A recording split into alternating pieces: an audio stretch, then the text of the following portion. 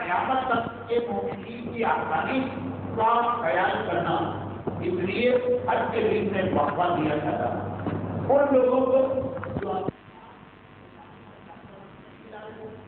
اور یہ سوچ رہے تھے کہ وقتہ پہنچ کے قربانی کا جانور خریدیں گے، جیسے آج کل ہم اپنے ساتھ کوئی قربانی کا جانور خریدے نہیں جاتے، انہیں پیغمبر نے کہا کہ اپنے حج میں وقفہ دے دو، مگر جو لوگ قربانی کا جانور لائیں ان سے کہا کہ اس سال اور تمہارے لیے یہ حکم ہے کہ اپنے وطن سے جو حج کا احرام پہن کے نکلے اسی کو جاری رکھو جاری رکھو جاری رکھو، یہاں تک حج، لیکن آئندہ سالوں تم لوگ جو مکے سے 88 کلو میٹر دور رہتے تم لوگ آئندہ سالوں سے یہی والا حج کرو گے جس میں حج کے 2 حصے کر دیے جاتے ہیں، ایک عمرہ کہلاتا ہے اور ایک حج۔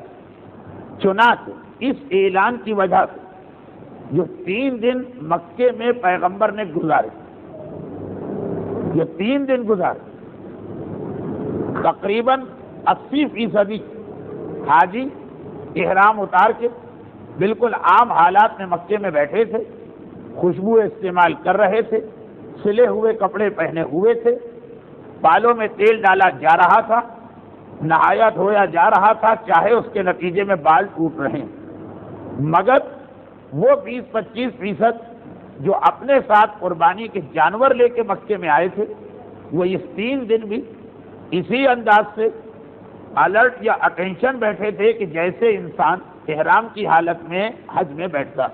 ان کے یہ 3 دن بھی ایسے ہیں کہ نہ وہ سلا ہوا کپڑا پہن پا رہے ہیں، نہ وہ خوشبو لگا پا رہے ہیں، اور نہ ہی جو دوسری پابندیاں ہیں ان سے ان کی جان چھوٹی۔ پیغمبر چونکہ اپنے ساتھ قربانی کے جانور لائیں، اس لیے پیغمبر بھی حالت احرام میں، یہاں تک کہ 8 ذی الحج آ گئے، ذی الحج کے مہینے کی 8ویں تاریخ پیغمبر کو مکے میں پہنچے ہوئے 4 دن ہو چکے ہیں، اور جیسا ابھی آخری جملہ میں نے کہا کہ یہ 4 دن بھی پیغمبر کا احرام چل رہا۔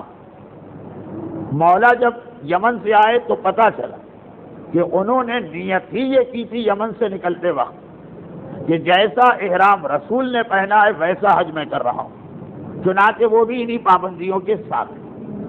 مگر شہزادی چونکہ اس سفر حج پر اس انداز سے آئی تھی کہ قربانی کے جانور ساتھ نہیں تھے، اس لیے پیغمبر کے اعلان کا اطلاع اہل بیت اطہار میں سے شہزادی کی ذات پر ہوا، اور انہوں نے پہلے ہی دن صفا مروہ کے بعد اپنا احرام اتار کر عام سلے ہوئے لباس کو پہن لیا۔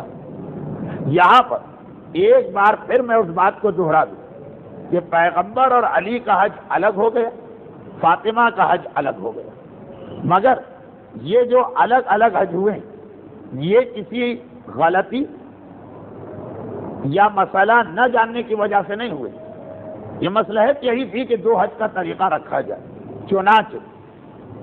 چنانچہ جو صحیح روایت ہے وہ یہ کہ پیغمبر اپنے ساتھ مدینے سے قربانی کے جو جانور لائے وہ 100 تھے۔ اس میں 2 روایتیں، ایک روایت یہ ہے کہ 63 یا 64 لائے تھے، اور ایک یہ کہ 100 لائے تھے۔ یہ میں کیوں کہہ رہا ہوں اس کی وجہ سنیں۔ 100 جانور لائے تھے، مولا یمن سے بغیر کسی جانور کے آئے تھے، جو بغیر قربانی کے جانور کے آئے اس کے لیے اصول یہ ہے کہ وہ اپنا احرام اتار دے، یعنی حج کے بیچ میں ایک وقفہ لے لے، تو مولا پہ اس اصول کا اطلاق ہوتا۔ پیغمبر نے کہا نہیں علی، یہ جو میرے پاس 100 جانور ہیں ان میں ایک حصہ تمہارا ایک حصہ میرا۔ وہ حدیث بھی میں نے پڑھی تھی، شارکتنی فی ہدیتی و حجی و عمرتی، تم قربانی میں بھی میرے ساتھ شریک، تم حج میں بھی میرے ساتھ شریک، تم عمرے میں بھی میرے ساتھ شریک۔ تو ایک سوال یہ ہے کہ اگر 100 قربانی کے جانور رسول لاتے ہیں اور اسی میں سے کہتے ہیں کہ اے علی تمہاری قربانی، تمہارے حج کی قربانی بھی اس میں شامل ہے، یہی جملہ اپنی بیٹی سے بھی کہہ سکتے کہ 100 جانور میں لے کے آیا ہوں، جب علی جو پیغمبر کے ساتھ بھی نہیں آئے، وہ تو یمن سے آئے، فاطمہ تو پیغمبر کے ساتھ ہیں، اور اصول بھی یہی کہ عام طور پر قربانی کے جانور مرد ہی خریدتے ہیں اپنے ساتھ کی خواتین کے لیے۔ چنانچہ اگر آج کل حج شوہر بیوی جاتے ہیں تو بیوی کی طرف سے بھی جانور شوہر خریدتا، باپ بیٹی جاتے ہیں، بھائی بھائی جاتے ہیں، ماں بیٹا جاتے ہیں۔ تو یہاں تو اور زیادہ اس کا اطلاق تھا کہ شہزادی سے کہتے کہ نہیں بیٹی فاطمہ، میں جو اپنے ساتھ 100 جانور لایا ہوں اس میں تمہارے قربانی کے جانور بھی نکل آئیں گے۔ ان سے تو کہا کہ نہیں، تمہارے پاس کوئی جانور نہیں، اور اس میں سے شہزادی کو حصہ نہیں دیا، چنانچہ تم یہ سمجھو کہ بغیر قربانی کا جانور لے آئی ہو، تو جو سارے مسلمان کر رہے ہیں وہی مسئلہ تم پر اطلاق ہو رہا۔ مولا بھی اسی انداز سے خالی ہاتھ آئے، ان سے کہہ رہے ہیں کہ میں جو جانور لے کے آیا اس میں تمہارا حصہ بھی شامل، تو اس کا مطلب یہ ہوا کہ اصل مسئلہ یہ نہیں تھا کہ شہزادی کے پاس قربانی کا جانور نہیں اس لیے ان کا حج الگ کیا گیا، اصل مسئلہ یہ تھا کہ واقعاً پیغمبر یہ جو 2 حج کے طریقے بتا رہے ہیں تو چاہتے بھی یہ ہیں کہ میرے اہل بیت میں سے یا مجھ سے یا میرے خاندان یہ دونوں طریقوں کی سنت رائج ہو۔ بعد میں کوئی یہ نہ کہے کہ پہلا طریقہ اس لیے اچھا کہ پیغمبر نے زبان سے بھی اس کا حکم دیا، خود بھی اس پہ عمل کیا، دوسرا طریقہ اس لیے ثواب میں کم کہ پیغمبر نے کہہ تو دیا کہ بعض والے لوگ ایسا حج کرے لیکن کسی کو ایسا حج کروایا نہیں اہل بیت میں سے، تو کہا کہ نہیں، دونوں میں برابری، بیلنس، توازن اور ایک جیسی طاقت آ جائے۔ یہی وجہ کہ 100 جانوروں میں علی کو شریک کر رہے ہیں، فاطمہ کو شریک نہیں کر رہے، یہ ایک نقطہ فقط اس لیے تھا کہ اس میں کچھ تقریب فقہی باتیں آ گئیں۔ مجھے اندازہ ہے کہ جنہوں نے حج نہیں کیا ان کے لیے تو ثواب کی نیت سے آ کے بیٹھ جاتے ہیں، تقریر بڑی خشک ہو رہی، بلکہ جنہوں نے حج بھی کر لیا تو ہر ایک کو اس میں مزہ نہیں آئے گا۔ ایک آدھ بات میں ایسی کہتا ہوں، پھر تقریر کو حد الامکان آسان کرتا ہوں۔ یہ ساری باتیں کیوں دوہرا دی گئی؟ خلاصہ صرف یہ بتانے کے لیے کہ جب اصل حج کی تاریخیں قریب آئی، مثلا پاکستان میں جو حج ٹیلی ویژن پہ دکھایا جاتا 9 تاریخ بقرعید سے ایک دن پہلے، تو جب اصل تاریخیں قریب آئی تو پیغمبر تو مدینے ہی سے احرام پہنے ہوئے ہیں، اسی کو چلا رہے ہیں، مولا یمن ہی سے احرام پہن کے آئے ہیں اور اسی کو چلا رہے ہیں۔ یمن سے مطلب یمن کے قریب جو ایک پہاڑی ہے یلملم، اور مدینے سے مقصد مدینے کے قریب جو ایک میقات ہے مسجد شجرہ، اور باقی مسلمان اکثریت وہ اپنے عام لباس میں۔ 8 تاریخ آ گئی، 8 تاریخ حج کی جو تاریخیں ہیں 8، 9، 10، 11، 12، 13، یہ جو حج کی تاریخیں ہیں ان میں ان کے الگ نام بھی ہیں۔ چنانچہ 8 تاریخ کا نام ہے یوم ترویہ، 9 کا نام ہے یوم عرفہ، 10 کا نام ہے یوم النحر یعنی یوم الذبح، 11، 12، 13 کا نام ہے ایام تشریق، خاص ان کے نام بھی رکھے گئے۔ تو 8 تاریخ آ گئی۔ پچھلی تقریر کا آخری جملہ شاید یہی تھا کہ یہ وہی 8 تاریخ ہے جس تاریخ کو امام مظلوم نے خانہ کعبہ کا الوداعی طواف کر کے مکہ چھوڑ کے کربلا کا رخ کیا۔ لیکن عام حالات میں یہ 8 تاریخ وہ ہوتی جب تمام حج ساری دنیا سے آئے ہوئے اس تاریخ کو دوبارہ اپنا احرام پہنتے ہیں، اگر پہلے سے ان کا احرام نہ چل رہا ہو۔ میں نے شاید 2 تقاریر پہلے عرض کیا تھا کہ اب تو وہ والا حج کوئی کر ہی نہیں سکتا جو پیغمبر نے خود کیا، کیونکہ اس کی بنیادی شرط تھی کہ اپنی قربانی کا جانور ساتھ لاؤ۔ سعودی حکومت کا قانون نہ کسی غیر ملکی کو اس کی اجازت دیتا، نہ مکے کے رہنے والے مقامی لوگوں کو اجازت ہوتی ہے کہ قربانی کا جانور ساتھ چلا۔ تو خیر آج کل تو ہر آدمی کے لیے یہی جملہ چلے گا کہ 8 تاریخ وہ ہوتی جب حج کرنے والے ایک بار پھر اپنی آفیشیل یونیفارم یعنی احرام کو بدن پہ پہنتے ہیں اور حج کے واجبات شروع ہو جاتے ہیں۔ لیکن جو پیغمبر نے حج کیا اس میں 80% آدمیوں کے لیے یہ حکم تھا، 20% کا تو پہلے سے احرام چل رہا۔ اب ایک جملہ یہاں پر اور کہہ دوں یہ بتانے کے لیے کہ یہ مسائل حج کی کلاس نہیں ہو رہی، سیرت نبی پیغمبر کے آخری حج کا بیان ہو رہا۔ یہ جملہ میں نے کیوں کہا؟ اس لیے کہ جب حج کا بیان تو ہم بتائیں گے پیغمبر نے کیسے حج کیا، اور ایک سوال آپ سے کریں گے کہ جتنی بھی عبادتیں آپ کرتے ہیں اس میں کچھ ہوتے ہیں واجبات، کچھ ہوتے ہیں مستحبات۔ اب اگر کوئی آدمی آپ کو مسئلے بتائے تو وہ کہے گا دیکھو نماز شروع ہوتی ہے تکبیرۃ الاحرام سے، اذان اقامت اس سے پہلے مستحب ہے، وہ چھوڑی بھی جا سکتی ہے، پڑھی بھی جا سکتی ہے، اور نماز میں فلاں چیز کم کی جا سکتی ہے کیونکہ مستحب۔ اور اگر کوئی آپ کو بتائے کہ رسول نے کیسی نماز پڑھی تو اس کے اندر تو وہ پیغمبر کی نماز میں تو سارے واجبات اور سارے مستحبات، وہ کہے گا کہ اذان دی، اقامت کہی، قنوت پڑھا، 3 بار ذکر سجدہ کیا، اس لیے کہ پیغمبر کی عبادت مکمل عبادت۔ مسائل میں یہ بتایا جاتا ہے کہ اتنی چیزیں تم چھوڑ سکتے ہو۔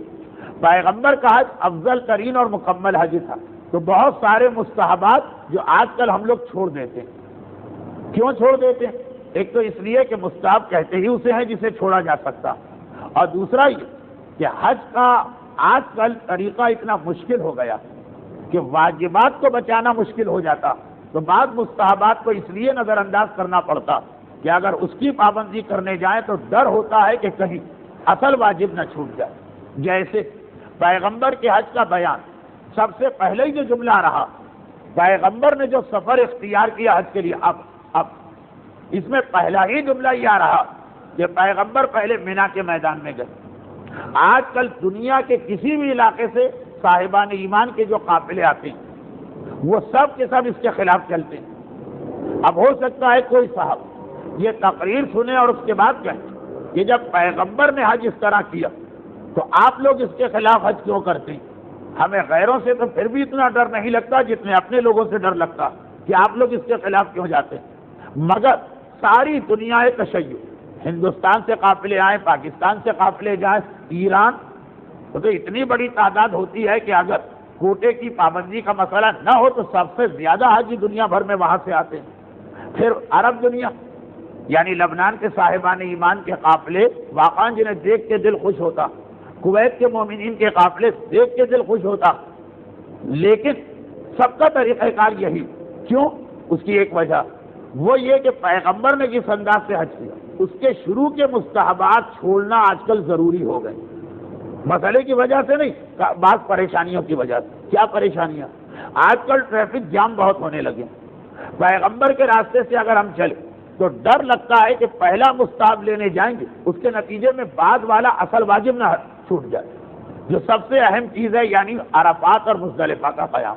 یہ 2 جملے میں نے اس طرح سے کہیں کہ جنہوں نے حج نہیں کیا وہ الجھ رہے ہوں گے کہ اس کا مطلب کیا، جنہوں نے حج کیا وہ تھوڑا بہت سمجھ گئے ہوں گے، لیکن جو پیغمبر کا حج سنیں گے اور خود بھی حج کر چکے ہیں وہ پریشان ہوں گے کہ پیغمبر کے حج کا طریقہ کچھ اور ہے۔ اور آج کل یہ خالی کراچی کے کسی ایک آدھ قافلے پر ہونے والا اعتراض نہیں بنے، یہ ساری دنیا سے ہر شیعہ قافلے پر اعتراض بن سکتا ہے۔ آج کل ایسا نہیں ہوتا، یعنی بس مختصراً یہ سمجھ لیجیے کہ جیسے آپ کئی مومنین کو دیکھیں کہ وقت کی کمی کی وجہ سے یا کسی مسئلے کی وجہ سے نماز کا وقت آیا وہ سیدھے مصلی پہ گئے، اللہ اکبر کہہ کے نماز شروع کر دی، اور تاریخ میں آپ نے پڑھا کہ پیغمبر پہلے اذان دیتے تھے اور پھر اقامت کہتے تھے اور پھر اللہ اکبر کہتے تھے، اور آپ گھبرا کے کہیں کہ پیغمبر کی نماز تو اذان سے شروع ہوتی، آپ نے کیسے بغیر اذان کے پڑھ لی؟ تو جو ہمارا مختصر جواب ہوگا کہ اول پہ یہ واجب نہیں ہے، سنت، اور اس وقت دیکھو کہ جلدی کتنی ہے ہمیں، اس لیے ہم نے اس کو چھوڑ دیا۔ آمدم برسر مطلب واپس آ جائیے پیغمبر کے اصل سفر پر۔ اب مسئلہ یہ بنا کہ پیغمبر 9 تاریخ سے حج شروع ہوتا ہے، مگر مستحب یہ ہے کہ اس سے 1 دن پہلے حج شروع کر دو۔ یہ مستحب رمضان میں نہیں چلے گا، رمضان پہلی تاریخ سے آتا، اگر آپ نے کہا 1 دن پہلے شعبان کی آخری تاریخ کو ہم رمضان کی نیت کر کے روزہ رکھتے ہیں، وہ یوم الشک کا روزہ حرام بن جاتا۔ ہر چیز اپنی جگہ فٹ ہوتی ہے، ایک عبادت کے مسئلے دوسرے میں نہیں لے جائیں گے۔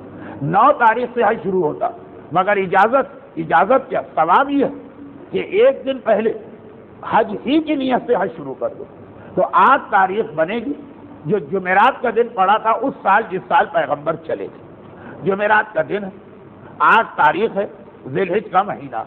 پیغمبر نے اعلان عام کیا کہ آپ سب لوگ مکے سے نکلنے کی تیاری کرو۔ مکے سے ملے ہوئے 3 میدان، بالکل جو مکے سے ملا ہے اس کا نام ہے مینا۔ ملا ہے اس لیے اس کو مینا کہتے ہیں، اس لیے تو نہیں کہتے ہیں، لیکن یہ لفظ ایک جیسے لگے نا، ملا ہوا مینا۔ مینا کے بعد پھر مزدلفہ آتا ہے، مزدلفہ کے بعد پھر عرفات آتا ہے، وہ آخری میدان۔ تو اب پیغمبر تو سب سے آخری میدان ہے عرفات، 9 تاریخ کو وہاں پہنچا جاتا ہے، جو بہت اہم واجب ہے۔ آج کل ہم لوگ مکے سے سیدھا وہاں پہنچ جاتے ہیں، بیچ کے دونوں میدان چھوڑ کر، کیونکہ 2 سڑکیں مکے سے جاتی ہیں، جیسے کھارگر کے بعد سولجر بازار آئے، سولجر بازار کے بعد ناظم آباد آئے مثلا، ایک سڑک اس طرح سے جاتی ہے کہ ہر میدان سے ہو کے آخر میں پہنچتی، ایک باہر کی سڑک ہے جسے آج کل بائی پاس کہتے ہیں، وہ مکے سے آپ کو سیدھا عرفات پہنچائے گی۔ آج کل کے قافلے اس پر جاتے ہیں، لیکن پیغمبر کا سفر بات ذرا خشک ہو رہی ہے، میں خود اپنے آپ کو کنٹرول کرتا ہوں۔ پیغمبر نے کہا کہ آج تاریخ آ گئی، مستحب یہ ہے کہ حج شروع کرتے وقت 5 نمازیں مکے کے بجائے مینا میں پڑھو، جس میدان کا بھی حج سے کوئی تعلق نہیں، کہا مستحب یہ 5 نمازیں کون سی؟ عرفات میں ہمیں ظہر تک پہنچنا ہے 9 تاریخ، اس سے پہلے کی 5 نمازیں، تو 8 تاریخ کی ظہر، عصر، مغرب، عشاء اور 9 تاریخ کی فجر، یہ 5 نمازیں پڑھنا مستحب۔ پیغمبر خود تو تیار بیٹھے تھے، مگر وہ لوگ جن کے احرام 4 دن پہلے اللہ کا رسول اس لیے اتروا چکا تھا کہ وہ قربانی کے جانور کے بغیر آئے، ان سے کہا تمہیں دوبارہ احرام پہننا، اور احرام کے لیے پیغمبر نے ایک جملہ کہا کہ مکہ شہر میں جہاں سے دل چاہے یہ احرام پہن سکتے ہو۔ چنانچہ آج کل عورتیں اور بوڑھے مرد اکثر اپنے گھروں میں، مکے کی بات کر رہا ہوں، وہ اپنے ہوٹل سے احرام پہنتے ہیں، مگر ثواب یہ کہ مقام ابراہیم یا ہجر اسماعیل، وہ گول دیوار جس میں جناب ہاجرہ اور اسماعیل کی قبریں، وہاں سے جا کے احرام پہنو، اور مستحب یہ ہے کہ ظہر کے قریب یہ عمل کرو۔ چنانچہ 8 تاریخ کی فجر سے لے کر ظہر تک مکے میں ایک عجیب منظر تھا، وہ 80% لوگ جو احرام اتار چکے دوبارہ وہی سارے مستحبات کرتے ہوئے، جس کا بیان مدینے کی مسجد شجرہ کی تقریر میں آ چکا، کہ غسل کر رہے ہیں، زیر ناف بالوں کی صفائی ہو رہی ہے، اس کے بعد کپڑے پہنے جا رہے، اور ظہر کے قریب ان لوگوں نے احرام کی نیت کر لی کہ اب ہم اپنا احرام دوبارہ پہنتے ہیں۔ پیغمبر، مولا اور وہ جو 20% لوگ ہیں وہ اسی حالت میں تیار تھے، اور یہاں سے یہ سارا قافلہ چلا۔ 8 تاریخ کی دوپہر مکہ خالی ہو گئے، اور یہ سارے حاجی مکے سے ملے ہوئے میدان مینا میں پہنچے۔ مینا اردو میں بھی استعمال ہوتا، آپ کہیں گے اردو میں تو ہم نے کبھی نہیں سنا، اردو میں ایک لفظ ہے تمنا، وہی تمنا وہ لفظ ہے جس سے مینا نکلا، یا مینا سے تمنا نکلا۔ معصوم نے کہا کیونکہ اس میدان میں اللہ نے حضرت ابراہیم کی ساری تمنائیں پوری کی، اس لیے اس میدان کا نام ہی ہو گیا مینا، وہ میدان کے جہاں اپنی تمنائیں پوری کرواؤ، آج بھی جاؤ تو یہاں اپنی تمنائیں پوری کرواؤ۔ ایک دن پیغمبر نے اس میدان میں قیام کیا، ایک دن بھی مت کہیے، پونا دن، اس لیے کہ 8 تاریخ کو ظہر کی نماز کے وقت یہاں پہنچے، ظہر کی نماز پڑھی، عصر کی نماز پڑھی، مغرب اور عشاء کی نماز پڑھی، پوری رات رہے، فجر کی نماز پڑھی، اور جیسے ہی سورج نکلا اب پیغمبر یہاں سے آگے بڑھے۔ اصل واجب ہے جو اس لائن میں تیسرا اور آخری میدان ہے عرفات، وہ اصل واجب وہ وہاں جانا، مینا بھی واجب ہے لیکن آخر ابھی نہیں، ابھی مستحب ہے اور بہت ہی زیادہ اس کا ثواب۔ اس دوران مسائل سے ہٹ کر، دیکھیے میں مسائل کو بہت کاٹ رہا ہوں، مسائل سے ہٹ کر تاریخی اعتبار سے صرف ایک واقعہ پیش آیا، اگرچہ اس واقعے پر اختلاف، یہ تو طے شدہ بات ہے کہ یہ واقعہ آخری حج میں مینا کے میدان میں پیش آیا۔ اختلاف یہ کہ جب پیغمبر شروع میں اس میدان میں گئے تھے تب یہ واقعہ پیش آیا، یا جب گھوم کے آخر میں اس میدان میں آئے تب یہ واقعہ پیش آیا، مگر محققین کا کہنا کہ یہ واقعہ پیش آیا شروع ہی قیام، اور وہ یہ کہ پیغمبر اس میدان میں پہنچے۔ آج آپ جائیں گے تو ماشاءاللہ پختہ عمارتیں، RCC کنسٹرکشن والی بلڈنگ اور بہترین خیمے نظر آئیں گے۔ پیغمبر کے زمانے میں ایسا کچھ تھا نہیں، ہر آدمی ایک چادر لے کے چلتا تھا، جہاں جگہ ملی وہ چادر لگا دی، اور اس زمانے میں مینا کا جو آج کا میدان، کیونکہ مجھے وہ آنکھیں نظر آ رہی ہیں جو مینا کو دیکھی ہوئی ہیں، اس وقت میرے سامنے بہت ساری ایسی آنکھیں، بہت ساری ہیں، اس کی گنتی کا تو وقت نہیں لیکن ہے جو مینا دیکھے ہوئے۔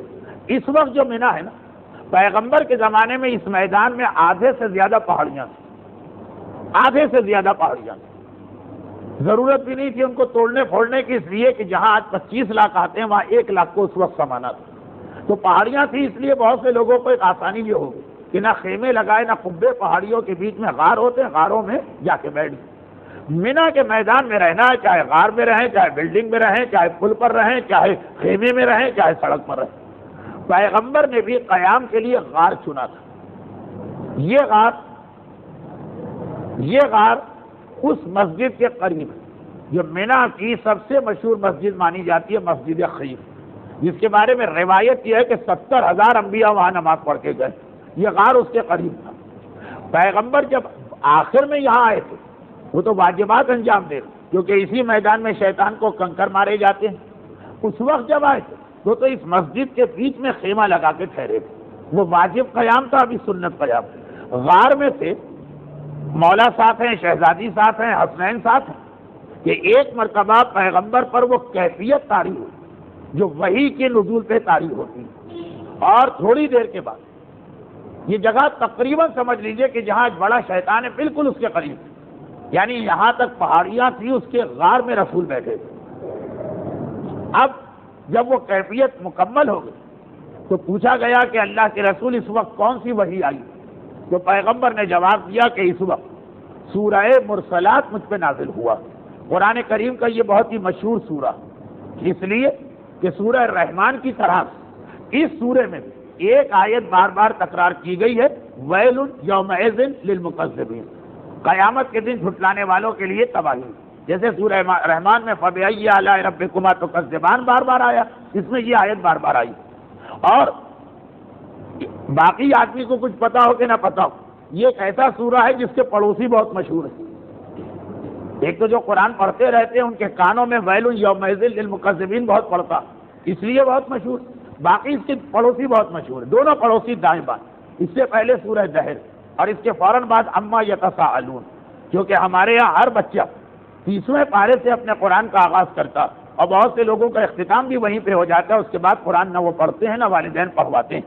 تو اما اس کے بعد والا ہے، هل اتى على الانسان حين من الدهر، اس سے پہلے والا ہے، اس کے درمیان یہ سورہ جن میں سے چوتھے اصول دین امامت ہے، پانچواں اصول دین قیامت۔ سورہ دہر امامت کا بیان ہے، سورہ اما یتساءلون قیامت کا بیان۔ ان دو کے درمیان یہ سورہ کب نازل ہوا؟ پیغمبر کے آخری حج میں۔ کہاں نازل ہوا؟ مینا کے میدان۔ کس جگہ نازل ہوا؟ اس غار میں جو آج بھی بڑے شیطان کے قریب دکھایا جاتا، لیکن اب تو وہ سارے پہاڑ توڑ دیے گئے، جگہ تقریباً وہ۔ ایک ہی واقعہ پیش آیا کہ شب نو جب ہمارے شیعہ حج مکے سے عرفات جاتے ہیں، اس وقت پیغمبر مینا کے اس غار میں تھے اور سورہ والمرسلات نازل ہو رہا تھا، یہاں تک کہ صبح کا وقت آ گیا، نماز فجر پڑھی گئی، سورج نکلنے کا انتظار کیا گیا، اور یہ سارا قافلہ اب چلا۔ یہ اصل واجب تو ہے اس لائن کا تیسرا میدان۔ پہلا میدان مینا ہے، اس سے ملا ہوا مزدلفہ، وہاں پہ نہ ٹھہرنا ہے، نہ قیام کرنا ہے، نہ اس وقت وہاں پہ کسی خاص عمل کا وقت ہے۔ یہ ہے کہ مینا میں رہو مستحب، اور سیدھا پھر عرفات جاؤ، مگر راستہ جو ہے اس میں بیچ والا میدان آتا۔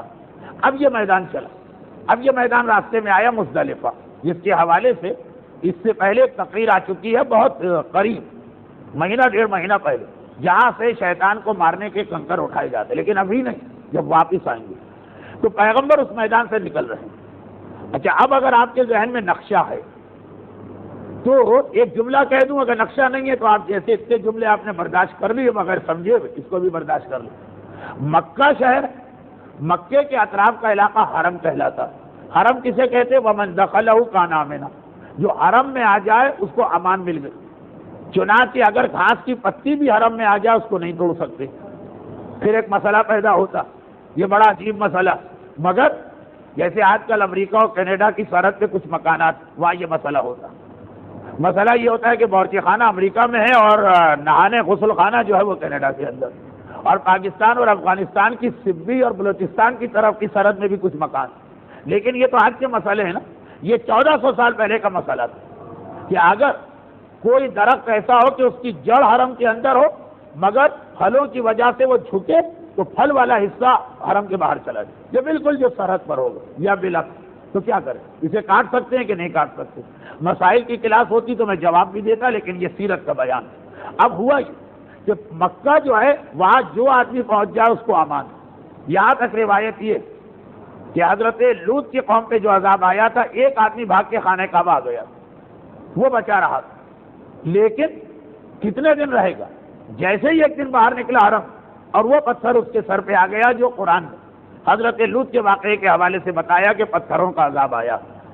اب مکہ حرم، یہاں گھاس، جانور، انسان سب کو نقصان پہنچانا گناہ، لیکن حرم جو ہے وہ مکے کے چاروں طرف، یہ حرم مزدلفہ کے میدان تک جاتا ہے، مکے کے بعد مینا ہے وہ بھی حرم ہے، اس کے آگے مزدلفہ ہے وہ بھی حرم، اس کے بعد عرفات آتا ہے جو حرم سے باہر، وہاں آپ درخت کے پتے کاٹ سکتے ہیں، وہاں پہ آپ جانور ذبح کر سکتے ہیں، وہاں آپ شکار کر سکتے ہیں اگر حج یا عمرہ نہ کر رہے، ویسے ہی گھومنے پھرنے گئے۔ قریش کا یہ طریقہ تھا کہ یہ تو حج تو حضرت ابراہیم سے چلا رہا، قریش نے حج کے اس اہم واجب کو چھوڑ دیا تھا جو تیسرا میدان، کیونکہ یہ حرم کے باہر ہے۔ بہت ذرا مشکل ہے ایک عام آدمی کے لیے سمجھنا، مجھے تو اسی پہ حیرت کہ جنہوں نے حج نہیں کیا وہ تقریر میں بیٹھے کیسے ہیں اتنی دیر تک، اس لیے کہ ذرا جناتی قسم کی تقریر ہو جاتی ہے جس نے کبھی حج نہ کیا، لیکن ان کا خلوص ہوگا، ثواب ہوگا، یا وہ حج کر چکے ہوں گے مجھے نہیں معلوم ہوگا۔ تو اب مسئلہ یہ کہ مکہ جو ہے وہ حرم ہے، پہلا میدان حرم ہے، دوسرا میدان حرم ہے، تیسرا میدان حرم کے باہر ہے۔ جیسے کارادر کے بعد صدر لیجئے، صدر کے بعد سولجر بازار لیجئے، اس کے آگے ناظم آباد ندوی کے پار ہے۔ تو اسی طرح سے تیسرا میدان عرفات جس میں حج کا سب سے اہم ترین واجبات انجام پاتے ہیں وہ حرم کے باہر۔ تو قریش نے کہا کہ نحنو خمس، بڑی ہے میم اور سین، وزن اس کا ہے خمس، ہم ہیں خمس۔ خمس وہ لوگ کہ جن کا نسب اور دین بالکل خالص پکا، ہم بالکل پکے ابراہیم والے، ہم عام آدمیوں جیسے نہیں، چنانچہ ہم لوگ اپنے حج میں حرم نہیں چھوڑ سکتے، ہم حرم کے محافظ ہیں، ہم حرم کے ٹرسٹی ہیں، ہم حرم سے تعلق رکھتے ہیں۔ تو اب یہ لوگ وہاں رک جاتے جہاں پر حرم ختم ہوتا ہے، یعنی دوسرے میدان، اور عام آدمی جاتے تھے تیسرے میدان تک جو سب سے اہم میدان۔ اب اس سال جو حج ہو رہا، قریش کو بڑی فکر کہ کہیں ایسا نہ ہو کہ نعوذ باللہ یہ جملہ توہین والا پڑھ رہا ہوں، پیغمبر ہماری ناک کٹوا دے۔ ہم لوگ تو آج تک یہ کہتے آئے ہیں کہ ہم ہیں قریشی، ہم ہیں خالص، یعنی جیسے کچھ لوگ کہتے ہیں کہ ہم تو ہیں خالص سادہ، ہم فلاں کام کیوں کریں، ہم خمس کیوں دیں؟ تو قریش کہتے ہیں کہ ہم خمس، ہم عام آدمیوں جیسا حج کیوں کریں؟ ہم رہنے والے ہیں مکے کے اور حرم کے محافظ، چنانچہ ہم حرم سے باہر نہیں جائیں گے۔ پیغمبر اس وقت تو سردار قریش، یعنی نہ تو کوئی یہ کہہ سکتا ہے کہ یہ قریش کے نہیں، نسب کا ان کا، اور اس وقت دنیاوی اعتبار سے بھی برسر اقتدار، بڑی فکر ہے کہ یہ کیا کرتے۔ پیغمبر کا خیمہ اونٹ پر لدا ہے، پیغمبر بھی اونٹ پر بیٹھے اور چل رہا ہے یہ اونٹ یہاں تک کہ دوسرا میدان ختم ہونے لگا جہاں پہ وہ لکیر آ گئی کہ یہ اس کے آگے حرم نہیں، وہ لکیر جو حضرت ابراہیم نے جبرائیل کے ساتھ مل کے لگائی، چاروں طرف وہ لکیریں لگائی ہیں کہ یہاں حرم۔ آج کل سعودی حکومت وہاں پہ بورڈ لگا دیے، اب مزدلفہ جہاں ختم ہوتا ہے وہاں میرون کلر کا بورڈ ہے، تقریباً وہاں پہنچ کر قریش رک گئے، لیکن کیا دیکھا کہ باقی لوگ بھی بڑھ رہے ہیں، اب پیغمبر نے بھی اپنا اونٹ روکا نہیں بڑھایا، گھبرا گئے قریش، کہا اے اللہ کے رسول آپ تو پکے بنی ہاشم کے، بالکل نسب آپ کا کھڑا، یہ آپ کیا کر رہے ہیں؟ پیغمبر نے کہا ابھی جبرائیل آئے قرآن لے کر آئے، وہ آئے جسے میں نے آج کی تقریر کے شروع میں تلاوت کیا، ثم افیض من حیث افاض الناس، پھر اے رسول تم بھی چلو اور اے مسلمانوں تم بھی چلو جس طرح سے سارے انسان چلا کرتے ہیں۔ پیغمبر نے وضاحت کر دی کہ یہ جو قرآن میں آیا من حیث افاض، جس طرح چلتے ہیں الناس انسان، یہاں ناس سے مطلب عام انسان نہیں، ان میں تو ایسے بھی ہوتے ہیں کہ جن کا ستیہ ناس ہو، ناس ہے مگر ستیہ ناس والے ناس۔ کہا اس آیت میں ناس سے مراد، اس آیت میں ناس سے مراد ابراہیم، اسماعیل اور اسحاق، یہ تین نبی، ایک باپ دو بیٹے۔ کہا ان لوگوں نے جب بھی حج کیا، یہ لوگ عرفات تک گئے، انہوں نے کبھی یہ مصنوعی تقدس پیدا نہیں کیا کہ ہم حرم کے محافظ، ہم حرم چھوڑ کے کیسے جائیں۔ تو افیض اے مسلمانوں تم بھی سفر اختیار کرو، ہے تو افاض الناس، جیسے باقی انسان سفر کرتے ہیں، یعنی باقی انسان سے مطلب جیسے ابراہیم و اسماعیل و اسحاق نے یہ سفر کیا۔ یہ میں آپ کو یاد دلا دوں کہ عربی میں ایک لفظ ہے انسان، ایک آدمی، ناس اس کی جمع کئی آدمی۔ قرآن کی کئی آیتوں میں لفظ انسان مولا کے لیے آیا، بظاہر آیت ہے انسان لیکن وہاں مراد ہے علی، اسی طرح یہاں جمع کا لفظ بظاہر مراد ہے سارے انسان، نہیں، ابراہیم، اسماعیل، اسحاق، جہاں سے حج چلا۔ تو خیر پیغمبر نہیں رکے اور اپنا سواری کا جانور آگے بڑھائے، قریش کی ناک کٹ گئی۔ جو آج تک ہم کہتے آئے تھے کہ قریشی اور ابراہیم کی اولاد نسل اسماعیل وہ عام آدمیوں جیسی کوئی تھوڑی ہے، اس کو ایک اسٹیٹس حاصل ہے، اس کے لیے ایک بلندی ہے، وہ عام آدمیوں کی طرح نہیں جائے گی۔ آج پیغمبر نے یہ سلسلے ختم کیے، اور غالباً یہ بھی ایک سبب تھا کہ جب عرفات پہ پہنچ کے خطبہ دیا تو بڑی سختی کے ساتھ اس نے یہ بات کہی کہ رنگ، نسل، نسب، یہ سارے امتیازات ختم ہو گئے، عنقریب وہ خطبہ رہا۔ پیغمبر رکے نہیں، آگے بڑھتے رہے، یہاں تک کہ پیغمبر وہاں پر پہنچے کہ جس جگہ کا نام ہے نامیرا، پہلے لفظ پر زبر ہے، دوسرے پہ زیر، نامیرا، یہ ایک جگہ کا ایک میدان بہت بڑا، اس میں ایک جگہ کا نام۔ میدان میں بھی جب بڑا ہو جائے تو مختلف کناروں کے نام دیے جاتے ہیں، جیسے کرکٹ کے میچ کے کامنٹری میں آتا ہے ایک میدان میں یہ پویلین اینڈ ہے، وہ فلا اینڈ ہے مثلا، تو نمیرا عرفات کے میدان کے ایک ٹکڑے کا نام۔ پیغمبر وہاں پہنچ کر رک گئے، جا کے دیکھیے آج کتنی عالیشان مسجد اس یادگار میں بنائی گئی۔ اس مسجد کا نام ہے مسجد نمیرا۔ اس کے چاروں طرف پیلو کے درخت ہیں۔ پیلو وہ لکڑی ہے کہ جس سے مسواک کرنا سنت رسول، خود مسواک ایک سنت ہے کسی بھی لکڑی سے، اور اگر پیلو کی لکڑی سے ہو تو نور علی نور، ایک سنت میں دوسری سنت آ گئی۔ خود نماز شب سنت ہے، اس میں اگر 40 مومنین کے نام لیے جائے تو سنت پر سنت۔ تو پیغمبر نے یہاں پہنچ کے قیام کیا، جلدی پہنچ گئے تھے۔ اس میدان میں حج کا واجب شروع ہوتا ہے زوال کے وقت، یعنی جب ظہر کی نماز کا ٹائم آئے۔ پیغمبر 8-9 بجے پہنچ گئے تھے، لیکن آج اگر کوئی آدمی چلے تو پہنچتے پہنچتے کبھی شام ہو جاتی، اصل واجب کا ٹائم نکل جاتا ہے، اس لیے ہم لوگ یہ خطرہ بول نہیں لیتے۔ خیر، ایک ایسی جملہ تھی۔ پیغمبر یہاں جلدی پہنچ گئے، چنانچہ پیغمبر نے کہا کہ میرا خیمہ یہیں نمیرا پہ لگا دے، جہاں پہ آج مسجد نمیرا بنی۔ پیغمبر اس خیمے میں تشریف لے گئے، علی گئے، فاطمہ گئی۔ یہ خیمے لیٹنے یا رہنے کے لیے نہیں، خالی بیٹھنے کے لیے، کیونکہ عرفات صبح آئے شام کو چلے جانا۔ اور اس قیام کے دوران انہوں نے یہاں نمازیں پڑھی۔ ایک خیمہ جس میں مشکل سے 4 آدمی نہ، جیسے کراچی میں پان کی دکان، آج اس خیمے کی جگہ پر اتنی بڑی مسجد بنی ہے کہ ایک مسجد میں 3 لاکھ آدمی سما جاتے ہیں اور نماز پڑھ لیتے ہیں۔ عالی شان مسجد، نام بھی اس کا ہے مسجد نمیرا، کیونکہ اس جگہ کا نام نمیرا ہے۔ پیغمبر نے یہاں پہ قیام کیا، یہاں تک کہ ظہر کا وقت آ گیا۔ جیسے ہی ظہر کا وقت آ گیا، ویسے ہی بیک وقت 2 کام پیغمبر نے کی۔ پہلا کام یہ کیا کہ مکے سے جب رسول نکلے تو لبیک اللہم لبیک لبیک لا شریک لک لبیک ان الحمد والنعمت لک والملک لا شریک لک، یہ تلبیہ بار بار پڑھ رہے ہیں۔ جیسے ہی 9 ذی الحجہ جو ہمارے یہاں جناب مسلم ابن عقیل کی شہادت کا دن، اس کا وقت زوال آیا، عصر ظہر کی نماز کا وقت، پیغمبر نے پہلا حکم یہ دیا اب تلبیہ پڑھنا ممنوع۔ یہ چیز اسلام میں کئی جگہ تھی کہ بہت ساری چیزیں جو بہت اچھی ہیں، اچھی چیز بھی ایک حد کے بعد بری ہو جاتی ہے، جس کو ڈاکٹر کہتے ہیں کہ دوا بہترین سے بہترین ہو، اوور ڈوز ہو جائے نقصان پہنچائے گی۔ یہ اسلام میں کئی جگہ، میں اس کی مثالیں بھی دیتا رہتا ہوں۔ پہلے دن ولیمہ مستحب ہے، دوسرے دن ڈبل مستحب ہے، تیسرے دن ریاکاری۔ وضو میں 1 مرتبہ دھونا واجب ہے، دوسری مرتبہ سنت ہے، تیسری مرتبہ حرام۔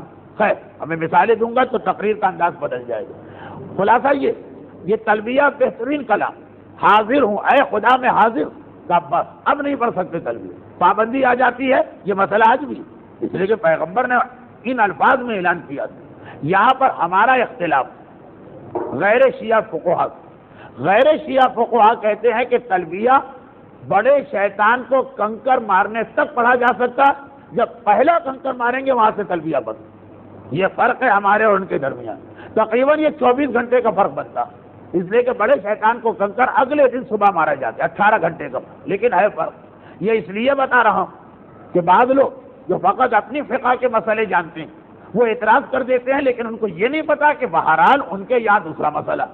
پیغمبر نے اعلان کر دیا پہلا۔ دوسرا کام، بلال سے کہا کہ بلال جلدی سے اذان دو، آج نماز جلدی پڑھنے کا حکم۔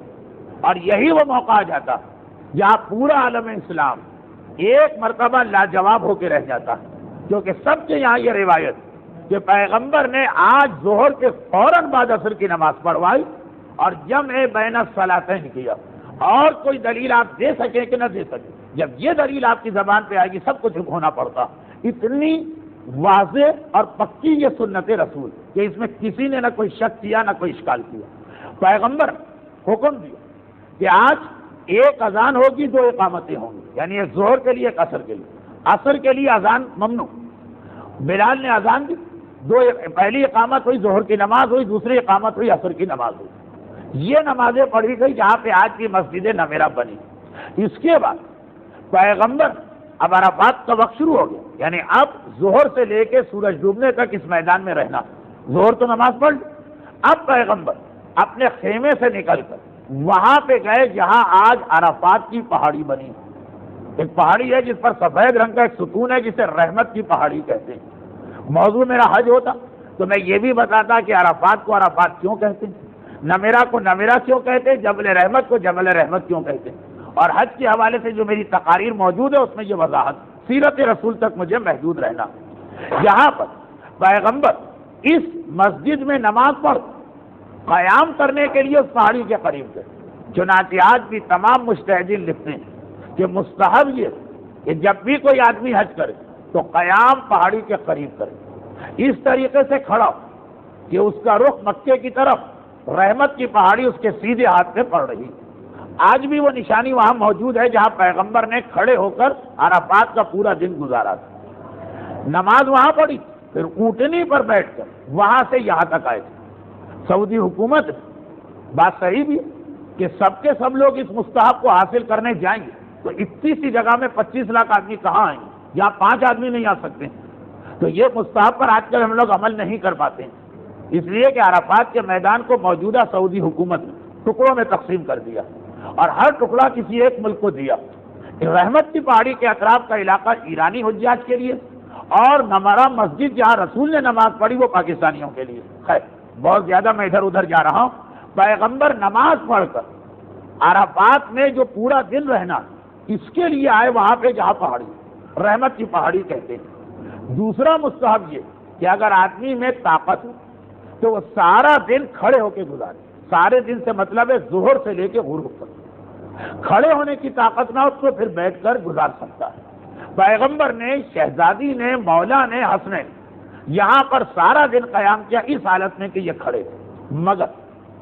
مگر ابھی سن لیجئے، پیغمبر مسجد سے نماز پڑھ کر اونٹ پر سوار ہو کر یہاں تک پہنچے۔ جیسے ہی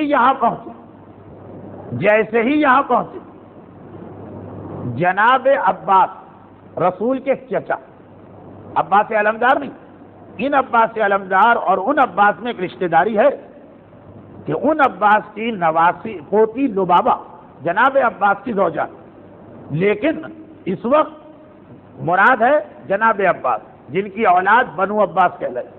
جناب عباس اپنی بیوی اور اپنے دونوں بیٹوں کے ساتھ حج کرنے آئے تھے، رسول کے چچا، رسول کی چچی، اور ان سب کے نام ہیں روایت واقعات میں، اس لیے میں نے پڑھا۔ 25 لاکھ کے نام میں نہیں پڑھ رہا ہوں، ان کے نام پڑھ رہا ہوں جو اس حج میں پیغمبر کے ساتھ کوئی واقعہ بنا رہے ہیں۔ جناب عباس کی بیوی جن کا نام ام الفضل ہے، امام حسین کی ولادت کے حوالے سے کئی جگہ تذکرہ ہوتا ہے۔ جب پیغمبر نماز پڑھ کر یہاں تک آئے تو وہ دودھ کا ایک پیالہ لے کے آتی۔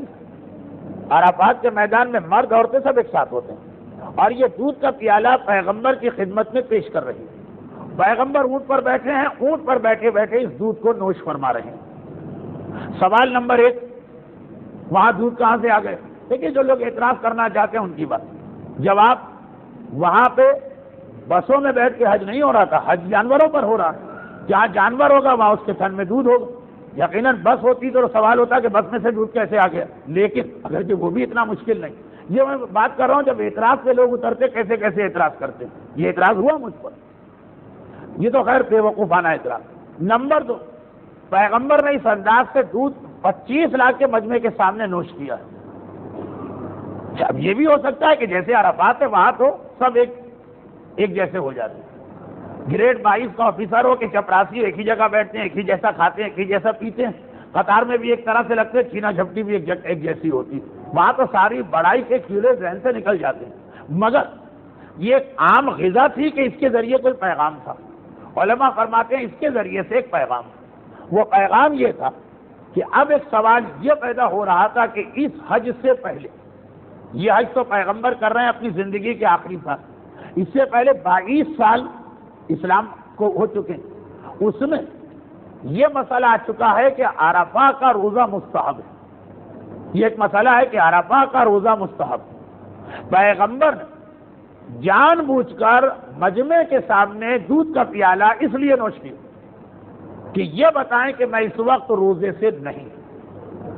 جیسے ایک طریقہ ہے علماء کرام کا، پتہ نہیں اب بھی ہے کہ نہیں، کہ جب کوئی ایسا مسلمت ثبوت عالم ہو تو ہوتا یہ ہے کہ اگر کسی دن چاند کا جھگڑا پڑ گیا کہ آج عید ہوئی ہے کہ نہیں ہوئی اور ان کے نزدیک عید ثابت، تو وہ ایک بار مجمع میں نکل کے مثلا گاڑی میں بیٹھ کے کھارادر کی ایک سڑک سے گزر گئے سگریٹ پیتے ہوئے، مطلب وہ ایک نشانی ہوتی ہے کہ آج میں نے روزہ نہیں رکھا، یعنی روزہ آج نہیں، آج عید ہو گئی.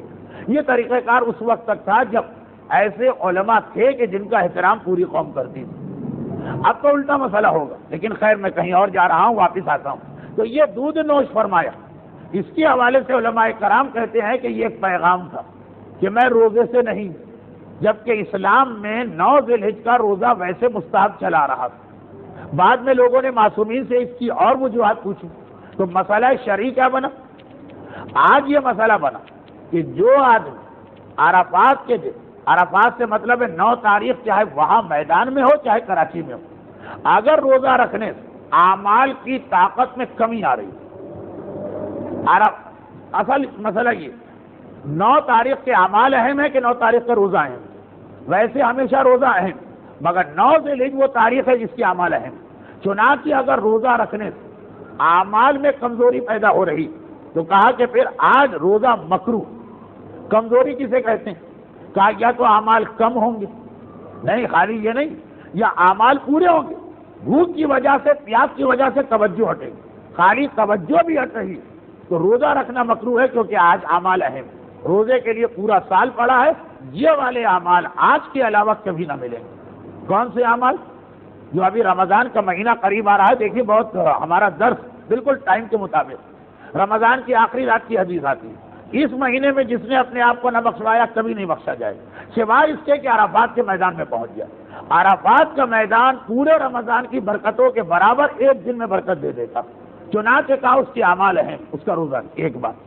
دوسری بات جو آج کل اتنا اہم نہیں ہے لیکن آج کل بھی اہم، دوسری بات، پیغمبر کے مکے میں قیام کے دوران ایک بحث مسلمانوں میں ویسے ہی چل پڑی.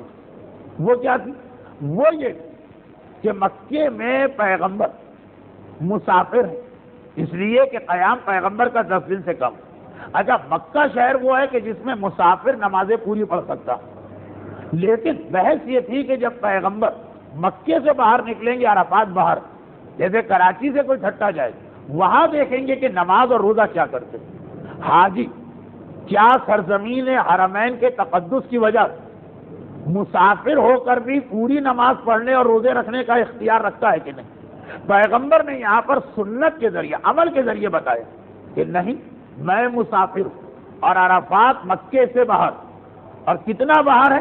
پیغمبر کے زمانے میں ٹھیک اتنا باہر تھا جہاں نماز قصر ہوتی ہے. نماز کہاں قصر ہوتی ہے؟ جانا آنا 28 میل. اس وقت عرفات مکے سے ٹھیک 28 میل دور تھا. آج نہیں، آج تو مکہ بڑھتے بڑھتے بڑھتے عرفات تک پہنچ گیا. جیسے کراچی اتنی تیزی سے بڑھ رہا ہے کہ حیدرآباد کو ڈر لگ رہا ہے کہ مجھے نہ کھا جائے، اسی طرح مکہ بھی بڑی تیزی سے بڑھ رہا ہے. وہ یہ مسئلہ، یہ بات بھی اس لیے کہنا پڑتی کہ اگر کسی صاحب کو تاریخ میں یہ واقعہ مل گیا کہ رسول نے میدان عرفات میں مثلا نماز قصر کی تھی اور روزہ نہیں رکھا تھا، تو اب وہ یہ کہیں کہ آج کے مراجع یہ کیسے لکھتے ہیں کہ جو آدمی مکے میں 10 دن ٹھہر چکا ہے وہ عرفات میں نماز قصر کرے گا، روزہ رکھے گا، یہ خیال کیے بغیر کہ آج ہمارا اور عرفات کا فاصلہ کم ہے، پیغمبر کے زمانے میں زیادہ ہے. اور تشریح کروں گا پھر وہی بات، یہ مسائل کی کلاس بنے گی، میں تو واقعات بتا رہا ہوں. پیغمبر نے مجمع عام ٹھیک ظہر کی اور عصر کی نماز سے فارغ ہو کر دودھ کا پیالہ نوش کیا. پیغام بنا کہ آج اعمال اہم ہے، روزہ اہم نہیں، یعنی مکروہ ہے. بلکہ دوسرا یہ کہ وہ آدمی جو مکے میں 10 دن سے کم ٹھہرا ہو اس کے لیے روزہ رکھنے کا اختیار بھی نہیں. یہ مسئلہ اس لیے ہے کہ آج بھی بہت سے لوگ رمضان میں عمرے پہ جاتے ہیں اور ضد کرتے ہیں کہ ہمیں روزہ رکھنا. ہمارے سفر پرانے زمانے والے نہیں ہیں. پیغمبر اتنا اس مسئلے کو پکا کرنا چاہو، کہ سب کے سامنے دودھ کا پیالہ نوش فرمائے۔ اب دودھ کا پیالہ نوش فرمانے کے بعد پیغمبر نے خطبہ دیا۔ یہاں پر علماء میں دو اختلاف۔ پہلا اختلاف یہ کہ یہ خطبہ نماز کے فوراً بعد اسی مسجد میں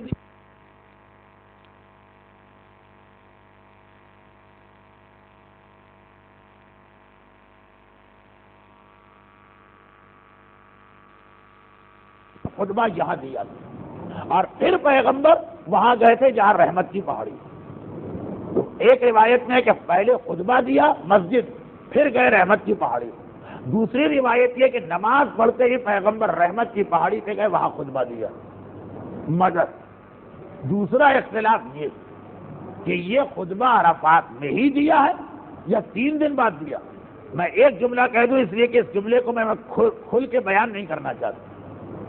جتنا زیادہ یہ چیز مشہور ہو گئی کہ حجۃ الوداع کا خطبہ عرفات میں دیا گیا، اتنا ہی ہمارے یہاں کی روایت اس کی تردید کرتی ہے اور ہماری روایتیں بتاتی کہ اصل خطبہ مینا کے میدان میں دیا گیا۔ یہ تقریباً ویسا اختلاف جیسا میں نے کئی بار اس سیرت رسول میں پڑھا۔ جمعے کا حج عوام کی نگاہ میں حج اکبر، بلکہ عورتیں تو اس کو اکبر بھی نہیں کہتی ہیں، عورتیں ہیں نا تو اکبر ہی بنا دیتی ہیں، حج اکبر ہی ہوتا ہے جمعے کے دن۔ لیکن میرا سوال اکثر یہ ہوتا کہ حج تو 5 دن ہے، 5 دن میں کبھی نہ کبھی تو جمعہ پڑے گا، کس دن کی وجہ سے آپ کہتے ہیں کہ حج اکبر؟ ہمارے یہاں یہ ہے کہ بقرعید کا دن اگر جمعے کو پڑے وہ حج اکبر ہے، بقرعید کا دن مینا کے میدان میں ہوتا، دوسروں کے یہاں ہے کہ نہیں عرفات کا دن۔ تو یہ اختلاف جس طرح حج اکبر کے بارے میں کہ حج اکبر عرفات جمعے کا دن پڑے کہ بقرعید، اسی طرح خطبے کے بارے میں کہ خطبہ عرفات میں دیا گیا کہ مینا میں، لیکن خطبہ ضرور دیا۔ البتہ شہرت عظیم یہی کہ یہ خطبہ پیغمبر نے عرفات میں دیا۔ خیر، میں اپنے علماء کے دستور کے مطابق یہی فرض کرتے ہوئے کہ خطبہ جب ہمارے علماء اعلام نے لکھا ہے ہمارے لیے وہ کافی ہے کہ خطبہ مینا میں دیا گیا، چنانچہ میں اس خطبے آج پڑھنے والا تھا، لیکن یہ خیال کر کے کہ آج ہم پیغمبر کو مینا پہنچا دیں گے، لیکن ایسا لگا کہ بالکل آخر مصائب کے قریب جا کے رسول مینا میں پہنچیں گے، چنانچہ خطبہ ہم اپنے علماء کی ترتیب کے مطابق پڑھیں گے۔ یہ طے شدہ بات ہے کہ اس حج میں پیغمبر نے خطبہ دی، مگر کہاں دی؟ اچھا یہ بات ایک جملہ اور کہ غیر شیعہ حضرات کے یہاں بھی دونوں روایتیں برابر ہیں۔ ان کے ایک روایت ہے کہ خطبہ عرفات میں دیا گیا، ایک روایت ہے مینا میں دیا گیا۔ ایسا نہیں ہے کہ بالکل اب ان کے علماء پریشان، مشہور ہو گیا کہ خطبہ عرفات میں دیا گیا، ان کی یہاں روایت ہے کہ مینا۔ چنانچہ ایک خلاصہ نکالا گیا، اور یہ خلاصہ اپنی جگہ ٹھیک۔ خلاصہ یہ نکالا گیا کہ پیغمبر نے اس سفر حج مکہ پہنچنے کے بعد اور غدیر خم جانے سے پہلے 7 خطبے دیے، 7۔ تو یہ ہو سکتا ہے کہ خطبہ عرفات میں بھی دیا گیا، خطبہ مینا میں بھی دیا گیا۔ یہ بہترین جواب ہے جو مجھے بھی سمجھ میں آ رہا۔ 7 خطبے دیے، جس میں سے ایک خطبہ آپ نے پچھلی تقریر میں سنا، ایک خطبہ اور تھا امام زمانہ کے حوالے سے جس کا وعدہ تھا کہ وہ محفل جعفری میں آئے گا، محفل جعفری میں خطبہ نہیں آ سکا تقریر اتنی لمبی ہونے کے بعد، اور 2 خطبے یہ بتائے جاتے ہیں، 4 اور اس کے علاوہ 3 اور۔ تو خیر خطبہ روک دیجئے، پیغمبر عرفات کے میدان میں مسجد سے نکل کر رحمت کی پہاڑی کے قریب قیام کیا، وہاں پہ اونٹنی تھی۔ پیغمبر کو دیکھ کے سارا مجمع پیغمبر کے گرد جمع ہو گئے۔ پیغمبر نے اپنے ہاتھ کے اشارے سے کہا کہ یہ مت سمجھو کہ جتنی جگہ میری اونٹنی کھڑی ہے یہیں پر آ کے قیام واجب ہے، یہ مت سمجھو۔ مجمع اس انداز سے دوڑا چلا رہا، پیغمبر نے باقاعدہ دونوں ہاتھوں سے اشارہ، یہ پورا کا پورا عرفات کا میدان موقف ہے، یہاں میں کہیں بھی جا کے کھڑے ہو جاؤ تمہارا حج صحیح ہو جائے گا۔ پیغمبر کو یہاں دیکھ کر سارا مجمع ٹوٹ پڑا، یہ بات بالکل عقل قبول کرتی ہے۔ اس میں کچھ لوگوں کو غلط فہمی یہ ہوئی کہ جہاں پیغمبر کھڑے شاید یہیں کھڑا رہنا واجب، تو پیغمبر کو مجمع کو ہٹانا پڑا اور کہنا پڑا کہ پھیل جاؤ، بکھر جاؤ، خالی یہ نہیں ہے پورے میدان میں کہیں بھی پہنچ جاؤ تمہارا حج صحیح۔ لیکن اس کے بعد والا واقعہ کچھ اس کی وجہ سے سمجھ میں آتا ہے۔ اب مجمع پھیلا، لیکن پہلے مجمع کا دوڑ کے آنا، اس لیے کہ عرفات میں ٹھہرنا حج کے اہم ترین واجبات میں سے ایک، بلکہ علماء اس کو اس طرح کہتے ہیں کہ یہ واجب رکنی، جن کو نماز یاد ہے ان کو پتا ہے کہ واجب رکنی کتنا اہم واجب۔ تو یہ واجب رکنی. تو مجمع کو بے چینی تھی کہ ایسا نہ ہو کہ ہمارا یہ رکن چھوٹ جائے. ان کو اس سے پہلے تو کسی نے نہیں بتایا تھا کہ کہاں کہاں ٹھہر سکتے ہو. کسی نے کیوں نہیں بتایا کہ قریش یعنی اولاد ابراہیم تو اس میدان میں آتی نہیں تھی, وہ تو اس سے پہلے ہی رک جایا کرتے. تو آج پیغمبر نے کہا یہ پورا میدان. اب اس دوران ایک واقعہ ہے, اور اس واقعے کے بارے میں تمام علماء اسلام کہتے ہیں کہ ہم ڈھونڈ ڈھونڈ کے تھک گئے. اس آدمی کا نام ہم کو پتہ نہیں چلا. کسی ایک نے نہیں کہا, حنفی, حنبلی, شافعی, مالکی, ہمارے علماء سب نے, کیونکہ واقعے میں نام نہیں آیا. واقعہ صرف اتنا ہے کہ اسی دوران ایک حاجی اونٹ سے گر گیا. اب سمجھ میں آ رہا ہے کہ شاید اسی بھگدڑ کے اندر جو پہلے مجمع دوڑا آ رہا ہے, پھر پیغمبر, یہ تیسری جگہ پہ جہاں 5 آدمی نہیں کھڑے ہو سکتے, پان کی دکان, وہاں پہ 25 لاکھ آدمیوں کو آپ کھڑا کریں تو بھگدڑ ہو. پھر پیغمبر نے سب کو واپس کیا. تو اس کے اندر ایک آدمی اونٹ سے گرا. جیسے ہی گرا اس کی گردن ٹوٹ گئی اور وہ مر گیا. یہ پیغمبر کے اس سفر حج میں ایک موت ہو گئی. اس موت کے حوالے سے شیعہ اور غیر شیعہ میں ایک اختلاف ہوا. غیر شیعہ حضرات میں حنفی, مالکی, شافعی, حنبلی سب میں اختلاف ہو گیا. سب اس کی ایک عجیب واقعہ بنا. جب یہ اونٹ سے گر کے مر گئے تو اب سوال یہ پیدا ہوا کہ یہ آدمی احرام کی حالت میں تھا. احرام کی حالت میں مرد کے لیے سلے ہوئے کپڑے پہننا حرام. احرام کی حالت میں مرد کے لیے سر کا چھپانا حرام. احرام کی حالت میں مرد کے لیے خوشبو کا لگانا حرام. اور جب کسی کو کفن پہنایا جاتا ہے تو اس کا سر چھپایا جاتا. اس کو حنوط یعنی اعضائے سجدہ میں کافور کے ذریعے سے خوشبو لگائی جاتی. اب اس واقعے کا تجزیہ اور تحلیل ہوا کہ پیغمبر نے اس موقع پر کچھ ارشاد فرمایا. ارشاد تو فرمایا ہوگا, ہم تک پہنچا کہ نہیں پہنچا. ایک حدیث تو سارے مسلمانوں نے مانی. ہمارے یہاں بھی حدیث آئی ہے چھٹے امام کے ذریعے سے پیغمبر کے حج. وہ کیا, پیغمبر نے کہا, اب جب وہ حج کے دوران مر گیا تو لوگوں نے اظہار افسوس شروع کر دیا کہ عبادت میں موت. پیغمبر نے کہا یہ خوش قسمت ہے, قیامت کے دن جب اسے اٹھایا جائے گا کہ یہی تلبیہ پڑھتے ہوئے اٹھے گا جس تلبیے کے ساتھ یہاں پہ آیا تھا. 2 سال پہلے جب مینا کے میدان میں خیمے جلے اور بہت سارے مسلمان شہید ہوئے, اس وقت ان کے وارثوں کو یہی حدیثیں سنائی گئی تھی جس کا اصل موضوع وہ واقعہ ہے جو خود پیغمبر کے حج میں پیش آیا. دوران حج حادثے کی وجہ سے حاجی کی موت. تو یہ جملہ کہ یہ سمجھو کہ اب یہ مستقل حج کر رہا ہے, اس کا حج جو شروع ہوا ختم نہیں ہوا نا, قیامت میں اسی حاجی کے عالم میں یہ اٹھ کے آئے گا تو کیا کہنا اس کے وقت کے, کیا کہنا اس کی قسمت کے, کتنا خوش قسمت. یہ تو سب نے مانا. اس کے بعد بحث یہ ہوئی کہ فقہ حنفی اور مالکی کا اختلافی مسئلہ. کیا مسئلہ اختلافی کہ کیا مرنے سے احرام ختم ہو جاتا یا احرام چل رہا. جن علماء اسلام نے کہا مرنے سے احرام ختم نہیں ہوتا, انہوں نے کہا چنانچہ مرنے کے بعد بھی خوشبو لگانا حرام, سر کو چھپانا حرام. جن مسلمانوں کے ہاں مرد کے لیے بھی چہرہ چھپانا حرام, کہہ رہے چہرہ ڈھانکنا حرام کیونکہ احرام چل رہا. جو چیزیں پہلے حرام تھی وہ مرنے کے بعد بھی حرام. اور عام مسلمانوں میں سے جن کی نگاہ غالباً فقہ مالکی کے یہاں, امام مالک کے یہاں مرنے سے احرام ختم ہو جاتا. لیکن ہم اس بحث میں نہیں پڑھ رہے, تو میں نے صرف اس لیے بتایا کہ واقعاً حادثاتی موت کا ایک واقعہ پیغمبر کے اپنے حج میں پیش آیا. اس آدمی کا نام پتہ نہیں چلا کہ کون مرا تھا, مگر واقعہ. ہمارے یہاں بالکل سیدھا سادہ مسئلہ کہ معصومین نے واضح طور پہ کہا کہ احرام کی حالت میں اگر کوئی مرے, یعنی دوران حج اگر کوئی مرے, بالکل عام مرنے والے کی طرح سے اس کو سمجھے. سارے تجہیز و تکفین کے مراحل جیسے ایک عام آدمی مرتا, صرف خوشبو کا استعمال حرام. خوشبو نہیں لگا سکتے ہو یعنی حنوط. باقی غسل عام طریقے سے دو, پورا کفن پہناؤ, نماز پڑھو, دفن کرو, سر ڈھانکو, چہرہ ڈھانکو, کوئی حرج نہیں سوائے خوشبو. ہاں اگر یہ اس حج صحیح کرنے کے بعد مرتا, چاہے اس کے بعد کے کچھ واجبات چھوٹ گئے ہوتے, بھائی 2 دن مینا میں ٹھہرتے ہیں شیطانوں کو, وہ چھوٹ گئے ہوتے تو خوشبو بھی لگا سکتے.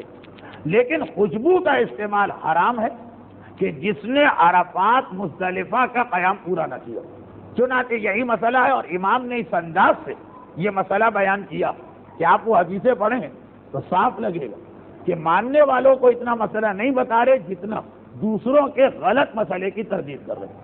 پھر 1-2 واقعات اور امام نے بتایا. اپنے دادا امام حسین کا حج بتایا، جس کے اندر عبداللہ ابن عباس اور عبداللہ ابن جعفر طیار، جن میں سے ایک امام حسین کے بہنوئی ہیں، عبداللہ ابن جعفر طیار جناب زینب کے شوہر، اور ایک امام حسین کے سمدھی، نہیں امام حسین کے سمدھی نہیں، امام حسین کے بھائی عباس کے خسر، رشتہ آپ خود بنا لیجئے، اس وقت ٹائم نہیں ہے۔ تو اس حج کا تذکرہ کیا اس میں بھی ایک آدمی مرا تھا، اور میرے دادا امام حسین نے اپنے ہاتھوں سے، وہ خاندان کا ایک نوجوان، اپنے ہاتھوں سے اسے عام طریقے سے غسل کفن دیا سوائے خنوط کے۔ تو یہ ایک بہت بڑا مسئلہ، چھوٹا نہیں، معصومین کو اس انداز سے کہنا پڑا۔ بہرحال اس دوران اس بھگدڑ کی وجہ سے پہلا واقعہ یہ بنا کہ اونٹ سے ایک آدمی گر کے مرا، اور ہماری روایت کے مطابق پیغمبر نے کہا کہ یہ شہید مرا، اور قیامت کے دن بھی یہ اسی انداز میدان میں لایا جائے گا جیسے حاجی تلبیہ پڑھتے ہوئے آتے ہیں، مگر سوائے خوشبو کی باقی ہر وہی طریقہ اختیار کرو تجہیز و تکفین میں جو ایک عام آدمی کا۔ اب اسے دفن کہاں کیا گیا، یہ مسئلہ واضح نہیں ہوا، یہ مسئلہ واضح نہیں ہوا۔ اندازہ یہی کہ اسے پیغمبر نے عرفات سے مکہ بھجوایا ہوگا، اس لیے کہ ویسے معصومین کی حدیثیں کہ جب کوئی انسان عرفات میں مرے تو مستحب یہ ہے کہ اس کی تدفین مکے میں ہو۔ ایک تو وہ وجہ سمجھ میں آتی کہ اگر سب لوگ عرفات میں دفن ہونے لگے تو عرفات میدان حج کہاں رہے گا، قبرستان بن کے رہ جائے گا۔ اور پھر اگر کراچی والے وہاں حج کرنے گئے اور ذرا کوئی ہڈی نظر آ گئی جو مرنے موت سے بہت ڈرتے ہیں تو سب عرفات چھوڑ کے بھاگیں گے کہ نہیں بھائی ہمیں نہیں کرنا۔ جس طرح آپ دیکھتے ہیں عرفات میں کراچی میں غسل میت تک دینے کو لوگ تیار نہیں ہوتے، جو میت بالکل ابھی ٹھیک ٹھاک ہے، تمہارا بھائی ہے، تمہارا بھتیجا ہے، تمہارا بیٹا، تمہاں تو ہڈیاں نظر آ رہی ہوں گی، سارے حج رہ جائیں گے۔ اور شاید ویسے ہی یہ حکم اسلامی کہ اب یہاں پر میں نے دیکھا آج کی تقریر بڑی خشک ہو گئی، میں کیا کروں، میرے پاس کوئی راستہ بھی نہیں، لیکن چلیں آخر میں ذرا سا موضوع سے ہٹ کر ایک چھوٹا سا لطیفہ آپ کو سنا دوں جو ہے اسی حوالے سے لیکن پیغمبر کے حج سے ہٹ کر۔ وہ کیا ہے؟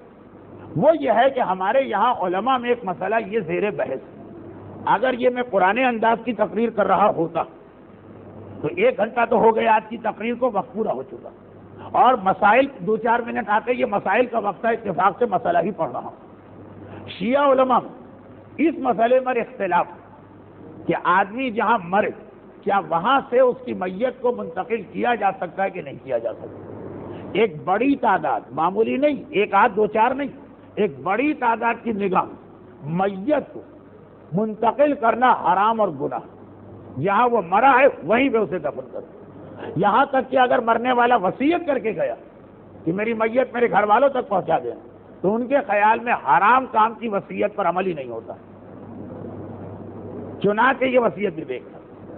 آج ہمارے مراجع اتنے سخت نہیں، کہتے ہیں کہ میت کو منتقل کر سکتے لیکن کراہت شدیدہ۔ ہاں ایک چیز میں سب متفق کہ اگر مقامات مقدسہ کی بات آ جائے تو وہاں تو میت کو منتقل کرنا مستحب ہے، اور وصیت کر کے مرنے والا گیا تو واجب، کیونکہ وصیت پہ عمل واجب۔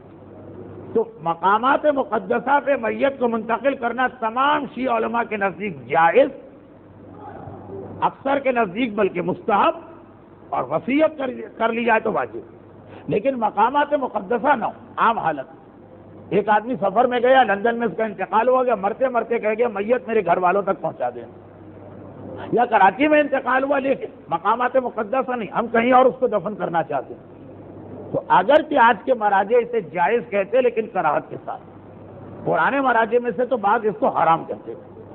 اب آئیے یہ مسئلہ ایک مسئلہ بھی بن گیا، سیرت رسول سے رفض بھی ملا، بہت سال ہو گئے علماء کا کوئی واقعہ نہیں سنا، ایک چھوٹا سا واقعہ سن لیجیے۔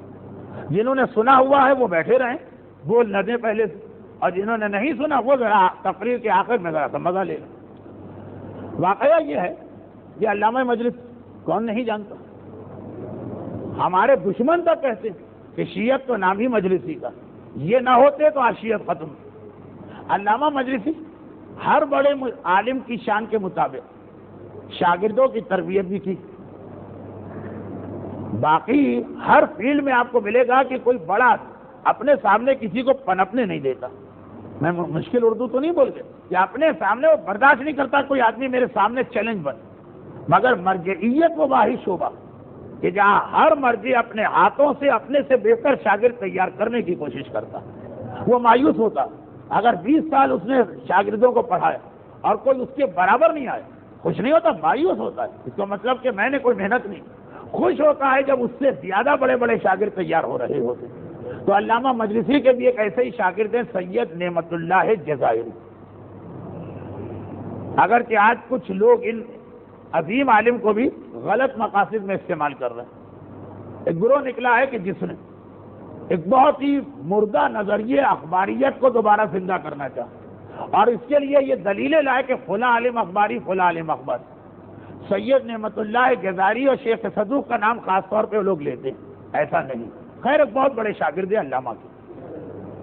ایک مرتبہ علامہ مجلسی کو کسی آدمی نے کھانے کی دعوت دی اور ساتھ میں کہا کہ اپنے شاگردوں کو بھی لے آئیے۔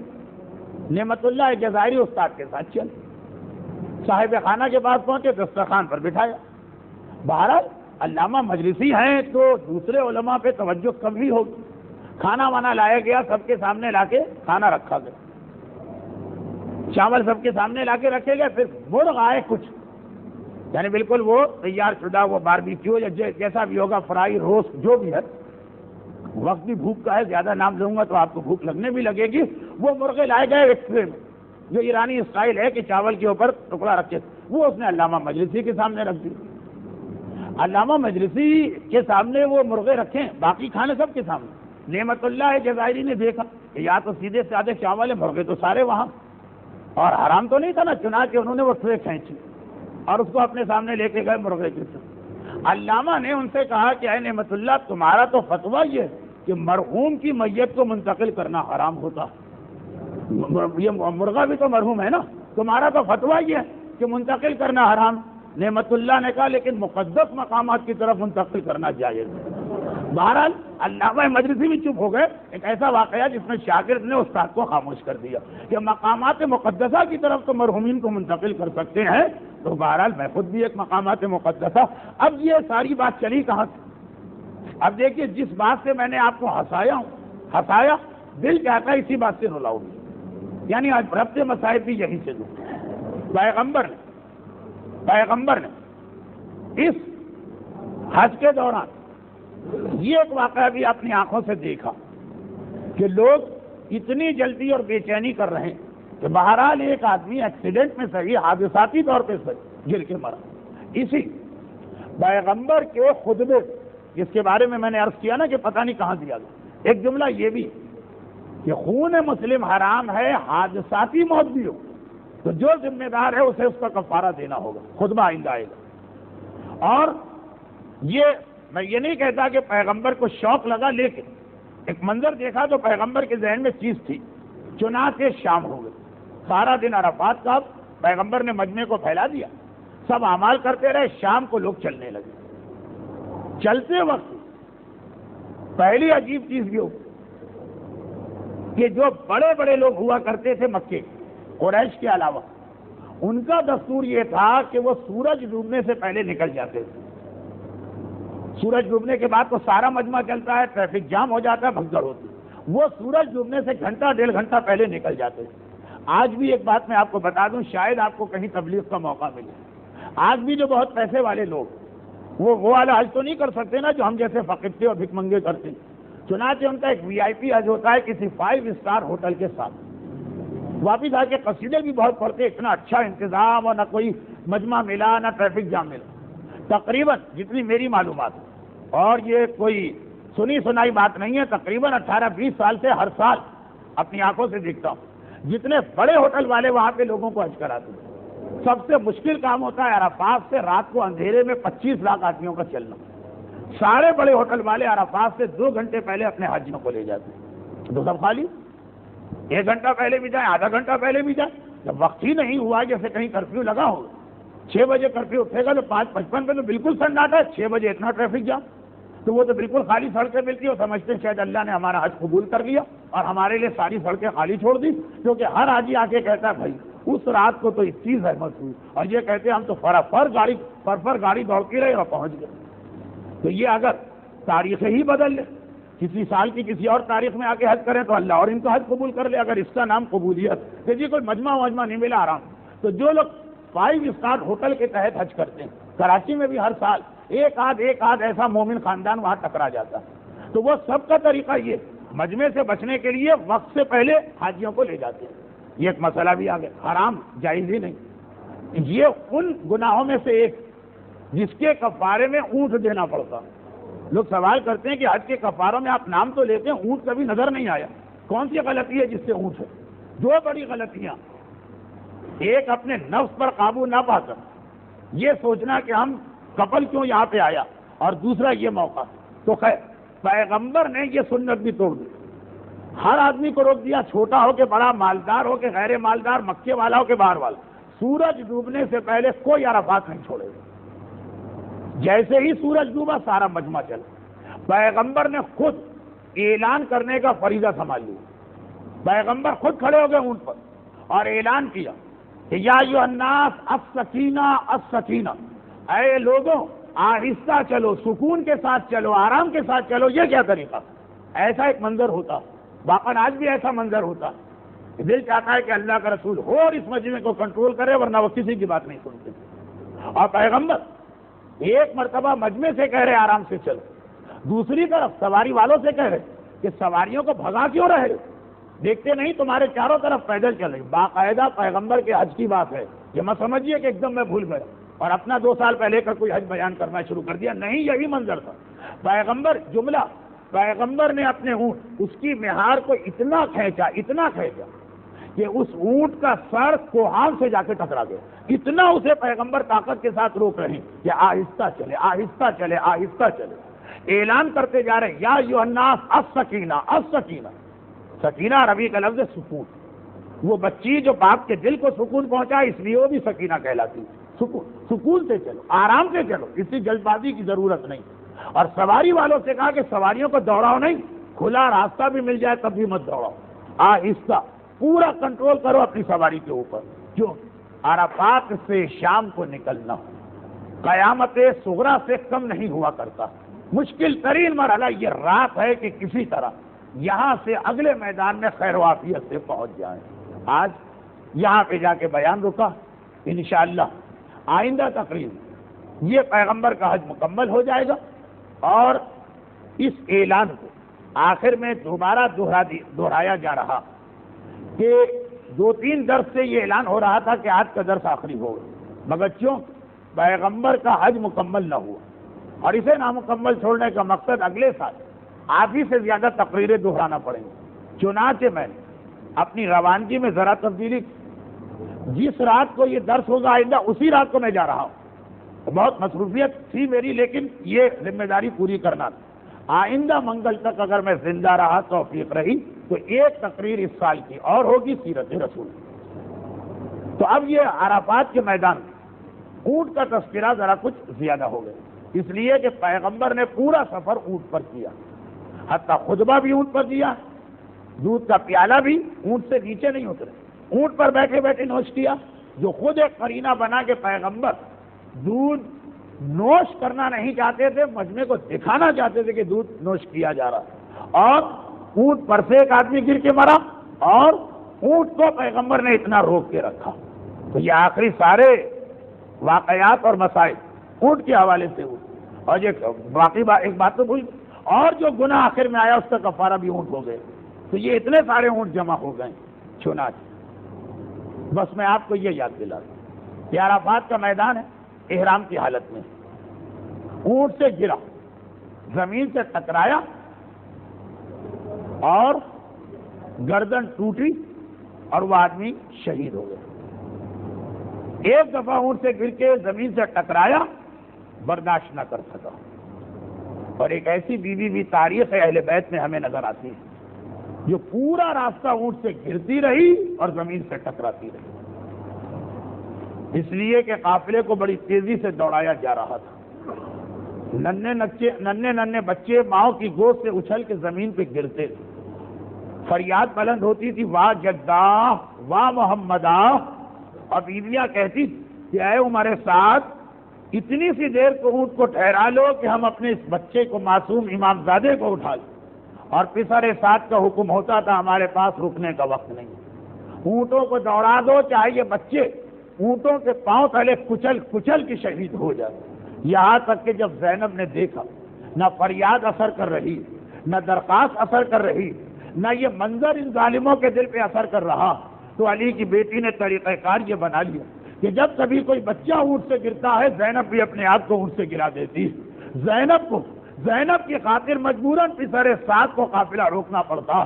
خدا معلوم علی کی بیٹی زینب سارے راستے کربلا سے کوفہ اور کوفے سے شام کتنی مرتبہ یہ قربانی دے کے پہنچی شام تک۔ حسین لٹے ہوئے قافلے کا وارث بنا گئے تھے، تم ہو اس قافلے کی محافظ۔ ان بچوں کو بچانے کے لیے زینب نے اپنے آپ کو زخمی کیا، لیکن نہیں عزاداروں، اتنا اور عرض کر دوں کہ خالی بچوں ہی کا مسئلہ نہیں ہے، ایک منزل تھی جہاں امامت کو بچانے کے لیے بھی زینب کو یہی عمل کرنا پڑا، بلکہ شاید جملہ صحیح ہو کہ پہلی مرتبہ تو زینب امامت کو بچانے کے لیے ان سے گری تھی کہ 11 محرم کا قافلہ چل رہا ہے۔ زینب نے دیکھا میرا بھتیجا سجاد کہ سارا جسم کانپ رہا ہے، چہرے کا رنگ سفید ہے، ایسا لگ رہا ہے کہ مرنے کے قریب ہے۔ ارے میرا بھتیجا مرنے کے قریب کیوں ہے؟ ایک بار مڑ کے دیکھا تو کیا دیکھا؟ میرے چوتھے امام کی نگاہ بابا کے بے گور و کفن لاشے پر پڑی ہے۔ غیرت مند معصوم بیٹا بابا کے لاشے کو دیکھتا ہے، حکم خدا سے خاموش ہے، مگر حالت بگڑتی جا رہی۔ آئے زینب، یاد آ گیا امامت کو میرے سپرد کیا گیا، بچانا ہے، لیکن کیسے بچایا جائے؟ سجاد کی توجہ ہٹانا پڑے گی، مگر کیا کہا جائے کہ سجاد کی توجہ ہٹے؟ زینب کو معلوم ہے اس وقت بات کرنا شاید سجاد سن بھی نہ پائیں، تو زینب نے عجیب قربانی دے کر امامت کو بچایا۔ چلتا اونٹ ہے اور اپنے آپ کو زمین پہ گرا رہی ہے، پھوپھی کے گرنے کا منظر دیکھا، سجاد کی توجہ ہٹ گئی۔ لیکن ارباب عذاب جتنے آرام سے یہ جملہ سنا، یہ امتحان اتنا معمولی نہ تھا، کیونکہ گرنے والا جب گرتا ہے، ابھی آپ نے سنا نا میدان عرفات کے حاجی کو جب گرتا ہے ہاتھوں کو بڑھا کے پہلے زمین پہ سہارا لیتا، لیکن ہائے علی کی بیٹی، ہائے فاطمہ کی وارث، جب گر رہی ہے تو کس حالت میں گر رہی؟ امام زمانہ ایک منزل پہ سلام کر رہے، سلام میری دادی زینب پر، جن کے دونوں ہاتھ گردن سے بندھے ہیں۔ ارے عزاداروں، بندے ہاتھوں سے جو زمین پہ گرے گا کیا قیامت گزرے گی؟ دو ہی پر یہ قیامت گزری، یا زینب ہاتھ بندھے تھے اس لیے سہارا نہ لے سکی، یا عباس ہاتھ کٹ چکے تھے اس لیے گھوڑے سے زمین پہ گرا تو سہارا نہ لے سکا۔ خداوندہ، اسلام، اللہ، رسول اور آل محمد کے انہی دو جانثاروں اور وفاداروں زینب کبریٰ اور عباس علمدار کی اس وفا کا واسطہ ہم میں سے ہر ایک کو آل محمد اور اپنے دین کا ایسا ہی جانثار اور فداکار قرار دے۔ خداوندہ، ان دو عظیم ہستیوں کے ان مصائب کا واسطہ جن کی مثال و نظیر کہیں نہیں ملتی، تمام صاحبان ایمان خصوصاً بانیان مجلس اور حاضرین مجلس، انہیں ان کی جان، مال، عزت، آبرو اور اولاد کو دنیا اور آخرت کی ہر پریشانی اور دشمنان اہل بیت کے ہر ظلم سے محفوظ فرما۔ خداوندہ، ہمارے جن مرحومین کے لیے آج کا ایصال ثواب ہے، انہیں بانیان مجلس و حاضرین کے تمام مرحومین بلکہ کل مومنین و مومنات جو دنیا سے گزر چکے ہیں، ان سب کو اعلی علیین میں زینب کبریٰ اور عباس علمدار کے جوار سے ملحق فرما۔ خداوندہ، جس اسلام کی خاطر یہ قربانیاں دی گئی اور جس اسلام کو ہم سیرت رسول میں سن رہے ہیں، ہمیں اس پر عمل کرنے کی توفیق بھی عطا فرما، اور ان مظالم کے انتقام اور اسلام پر ہمارے عمل کو آسان بنانے کے لیے اپنی آخری حجت امام زمانہ کے ظہور میں تعجیل فرما۔ دعائے صحت آئی ہے، ایک مومنہ سکینہ، ایسے لکھا گیا ہے سکینہ بنت سلطان علی بیمار ہیں، پروردگارہ ان بیمار مومنات اور ہمارے دیگر جتنے بیمار مومنین اور مومنات ہیں بیمار، یہ سجاد کا واسطہ شفا کامل عطا فرما۔ سورہ فاتحہ کے التماس ہے مرحوم پوپٹ راؤ جی اور مرحومہ سکینہ بائی پوپٹ کے لیے ایک سورہ فاتحہ۔ بسم اللہ الرحمن الرحیم، الحمدللہ رب العالمین، الرحمن الرحيم مالك يوم الدين إياك نعبد وإياك نستعين اهدنا الصراط المستقيم صراط الذين أنعمت عليهم غير المغضوب عليهم ولا الضالين. جو کہ آج کل ہم لوگوں کو ثواب کا موقع کم مل رہا، تو اس ثواب کا نقصان کیوں کریں؟ ثواب بڑھانے کے لیے ہم ایصال ثواب کے عمل کو بڑھا دیں گے. یہ دو نام بھی شامل کرتے ہوئے باقی یہ اسماء مرحومین، مرحوم عبداللہ رحمۃ اللہ، مرحوم عارف علی رضا، مرحوم حسین علی رضا، مرحوم غلام علی رحمۃ اللہ، مرحوم جعفر علی جیوراج، مرحوم رمضان علی حاجی نانجی، مرحوم حسین علی پنجوانی، ایک مرتبہ سورہ فاتحہ، 3 مرتبہ سورہ قل هو اللہ، ان سب کے ایصال ثواب و بلندی درجات کے لیے. بسم اللہ الرحمن الرحیم الحمد للہ رب العالمین الرحمن الرحیم مالک یوم الدین ایاک نعبد و ایاک نستعین اهدنا الصراط المستقیم صراط الذین انعمت علیہم غیر المغضوب علیہم ولا الضالین. بسم اللہ الرحمن الرحیم قل هو اللہ احد اللہ الصمد لم یلد ولم یولد ولم یکن له کفوا احد. بسم اللہ الرحمن الرحیم قل هو اللہ احد اللہ الصمد لم يلد ولم يولد ولم يكن له كفوا احد. بسم الله الرحمن الرحيم قل هو الله احد الله الصمد لم يلد ولم يولد ولم يكن له كفوا احد. متوجہ زیارت